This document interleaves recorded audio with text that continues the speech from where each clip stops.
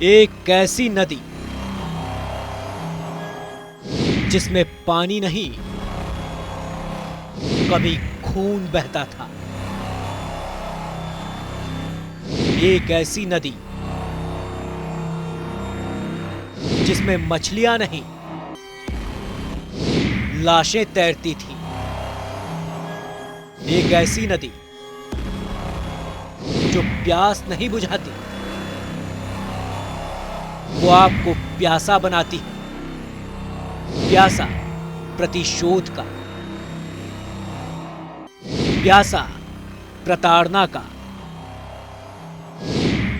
प्यासा प्रतिष्ठा का। एक ऐसी नदी जिसमें पानी नहीं, कभी खून बहता था। एक ऐसी नदी जिसमें मछलियां नहीं, लाशें तैरती थी। एक ऐसी नदी जो प्यास नहीं बुझाती, वो आपको प्यासा बनाती है। प्यासा प्रतिशोध का, की परछाई भी डराती है।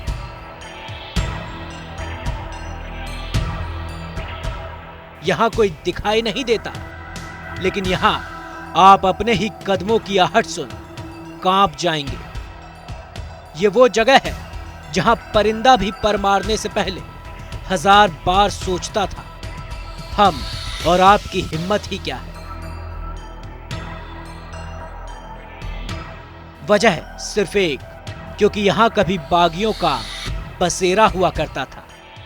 3-3 राज्यों की सीमाओं में सैकड़ों मील के दायरे में फैला ये वो बीहड़ है जिसके दामन में जुर्म की दुनिया के नामालूम कितने ही खूनी किस्से दफन हैं।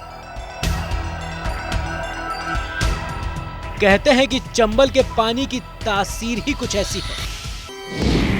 एक ऐसी नदी जिसमें पानी नहीं, कभी खून बहता था। एक ऐसी नदी जिसमें मछलियां नहीं, लाशें तैरती थी। एक ऐसी नदी जो प्यास नहीं बुझाती, वो आपको प्यासा बनाती है। प्यासा प्रतिशोध का।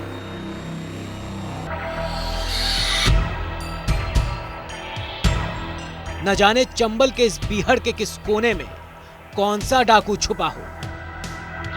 न जाने कब किधर से अचानक गोलियां बरसने लगे।